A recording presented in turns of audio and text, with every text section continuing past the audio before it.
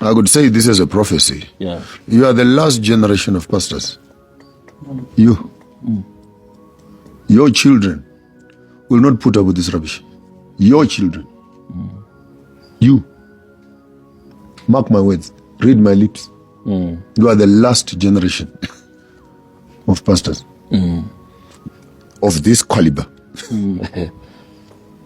Because your children who are coming after you, they're going to shock you. Surprise me and baptize your own child right now. Surprise me and get them interested in church. Shock me. If they are below 5, 6 years old, start from there. Start pushing. Let me see in the next 15, 20 years what you're going to produce. It's impossible. They need a different kind of texture of mind. Yes. The fish has moved. What brought us here won't take us there. The different generation of information, technology, interaction, the global village is alive and well, and gimmicks and lies and confusions that you have been feeding on. All the thing of speaking in tongues and rolling on the floor, faking miracles, miracle money, what, and the Lord said to me.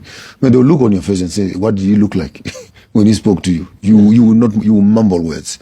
Your generation, if you don't repent and fix this mess, I bet you some of you are going to be stoned on your own pulpits by the members. Wow. Mark my words. So you either have to pull up your socks very fast to learn, to adapt, to adjust, and be relevant to the environment in which you are moving in, or stick to what you call the church fathers. The church fathers will meet you in the graveyard. Well, not in a bad way. Not in a bad way. But I'm saying the amount of progress that we are finding out there, the development and the amount of data and information that is out there can no longer cope with the quality of information that you have. Someone better pull up their socks. Yeah. Well, Jevons. You sit in a church board, for example, discussing this girl got pregnant, someone got her pregnant, and there was adultery. Okay? That's your generation. Every pregnancy is an adultery.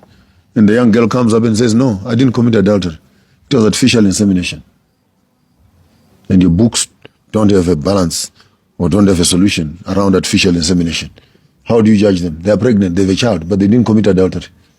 How do you now adapt the concept of discipline for adultery when actual adultery was not committed, but evidence of childbearing is here? What do you do with the doctrines on this side that can begin to understand the environment in which these children are? I didn't have physical sex, but I had sex on the phone.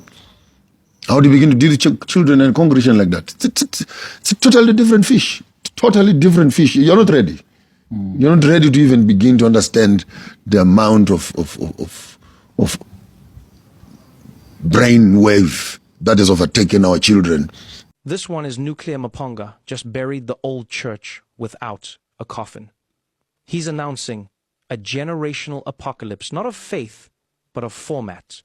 The pulpit model, the fake tongues, the miracle theatrics, all of it is dying because the next generation can Google faster than pastors can lie. He's not mocking spirituality. He's warning that the software of faith must be upgraded, or it will crash under the weight of data. What he's describing is the collision between the sacred and the synthetic. A generation raised on algorithms, AI, and instant information will not kneel for doctrines that can't survive a fact check. They will not tithe to hypocrisy. They will not sit in pews where logic is crucified weekly. These are digital prophets, born with search engines instead of scrolls. When he says the fish has moved, that's not poetry, it's prophecy. The river of spirit has shifted its course. The children now swim in frequencies, not choirs. And if the old pastors refuse to evolve, they will be fossils in robes, quoting outdated miracles to a data-driven generation. The future of ministry is not in buildings, it's in bandwidth. And the children he speaks of, they may not destroy the church, they'll reprogram it, if not totally abandon it, especially here in Africa.